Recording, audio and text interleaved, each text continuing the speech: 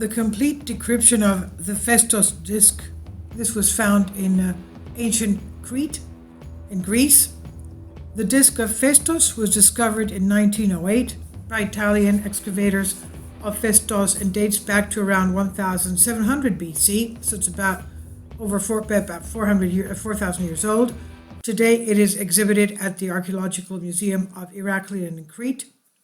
The complete decryption of the disc of Phaistos has become a goal of life mainly by various experts such as in Minoan writing, but also other amateurs who aspire to have this opportunity. This disc of Phaistos has many times become the element of inspiration and many efforts in order to understand its context.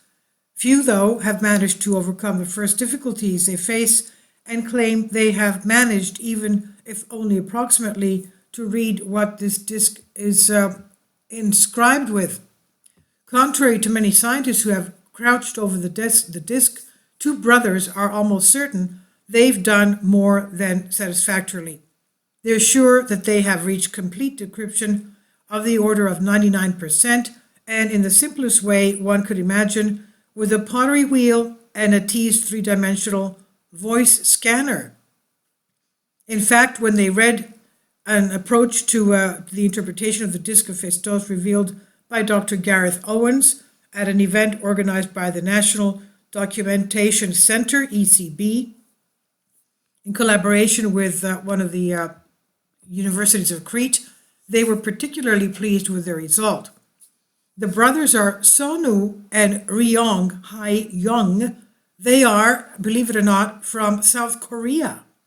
Now, I don't know why, but for some reason, South Koreans are very attached to ancient Greek. There are even, I'm going to try and find it, but I recently saw the front facade of a South Korean pharmacy that had Greek lettering for its naming, the naming of the pharmacy. That's amazing. Anyway, the brothers are Sonu and Ryong Hae-young from South Korea, who studied linguistics at the Massachusetts Institute of Technology, MIT, where the admission rate is just only 7%. Their knowledge includes computer science and engineering. They also know Greek and have immersed themselves in the ancient Greek language and its dialects. Their interest in the complete decryption of the Phaistos disc began many years ago in the late 1990s, and they read and they learned a lot about this. They visited Crete as well, and Phaistos, and of course the Archaeological Museum of Eureka, where they bought a genuine copy of the disc. On the way home, when the plane landed, a very brilliant idea came to Ryong. In modern times, in the field of music, it was first heard through a gramophone, a turntable, and a CD, right? Now, if you put a disc on the plate that rotates at certain speeds and a special needle reads the sound and transfers it to a speaker, why can't the same thing happen with the disc of Phaistos? That's what they were thinking about. And if you look at the actual thing, it looks like it's got the grooves that have certain levels, and it does look like a very crude way of somehow making a record. So the idea struck like lightning, and precisely all of Sonu's brain cells that altogether started working and downloading new ideas, that when he told them to Ryong, he supplemented them with new ones. They came to the following conclusion. Everyone tries to read the context of the Phaistos disc with their eyes, but if it contains audio that can be extracted correctly, then access to the message will be easier. They bought a pottery wheel because they could adjust the speed of rotation and adapted a 3D laser sound scanner with their own modifications for the occasion. Imagine, instead of the arm of the turntable, a green laser beam spread out like a fan that, like a small broom, scans a disc which was placed in the center of the ceramic plate. The device's radius was essentially replacing the spherical diamond needle that read the embossing of the single line on a vinyl record in 3D. Unfortunately, this technology did not go ahead with its makers because it overtook the CD, so they considered mass production a failure. Many months have passed since these two brothers from South Korea were looking for the right turns, until one day it seemed to them that perhaps they recognized in their ears something that could respond to human speech. They stabilized the rotation of the Phaistos Disc at the specific speeds and recorded the sound. They put it in an audio program, cleaned it of parasites and other noises that came from damage to the clay of the ancient object. Then they tried to fill in the gaps. After several months, the result was quite satisfactory. They had an almost perfect clear pronunciation of what the disc was saying. And this is to them, according to them, the complete decryption. Quote, finally, quote unquote, Ryong told his brother the ancient Greeks were far ahead. They had made a clay disc that could be read so visually with the eyes, but also heard with the ears from the sound of the relief representations. I do not know how they reproduced the content. I do not know if they also had a corresponding 3D laser voice scanner, but they certainly did not do such a miracle without having a way to hear it. And then, after many attempts to place the voice in programs of recognition of ancient languages, mainly from ancient Greece, they managed to translate the words heard from the disc of Phaistos, and it was talking about a rather pregnant deity on the first side, Apheia, or unspoken. On the other side, describing her journey in the light. In a strange way, this journey could have taken place in space. So let's see what it says. The parentheses correspond to possible implications, while the brackets in lost text on the disc of Phaistos. O Apha, you virgin, daughter of Zeus and Karma, you who show us the way of ascension, the clear image of nature and harmony that directs us to this end. You, Apha, who with your actions purify our thoughts, you manage to ascend to the sky and see the face of the higher spirits. O you, Apha, who had and still had the weakness of the queen and protector of the mountains and forests, the goddess of hunting, Artemis, when the king Minos met you, great love was born to him.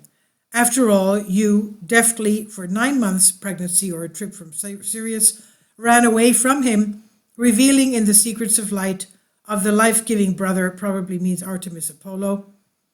You who taught us the secrets of the stars slipped among them until Andromedes. He saved you and hid you there in a grove, but no one saw you again, only your idol. For you, Apha became Apheia, that is invisible. Then you, when you landed by ship in the light of the sun, the daughters of Mnemosyne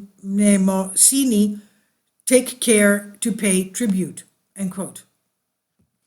In fact, as Ryong's realized, this is the not so well-known myth of Apheia that Minos fell in love with, but she did not want him to run away from him for 9 months, but fell into the sea from the ship he was traveling in, so he saved her, a fisherman, Andromedes, and hid it in Aegina, the island of Aegina. No one has ever seen her since, only a statue of her. In other words, it became useless or opaque. The story of the disc of Phaistos, or the myth of Apheia, is obviously a metaphor. Ryong could distinguish two interpretations if he were allowed to do so. The 9 months that Apheia ran away probably meant that she had become pregnant, most likely by Minos, whom she avoided until she gave birth in the 9th month. Why did Apheia want to go away? Most likely he had promised Artemis virginity. He was ashamed of the child he would give birth to, and why he wanted the earth to open up and swallow it. And that's why she went as far as she could until disappearing, becoming useless. Now, Ryong's second edition was a little more surreal and spacious. After all, he was crazy about this kind of interpretation. Apheia had become pregnant on a distant planet, traveling for 9 months from there, here in the light, or at the speed of light. For Ryong, the poet of the hymn, makes a pun or encrypt that 9 months of pregnancy together with a journey of some time.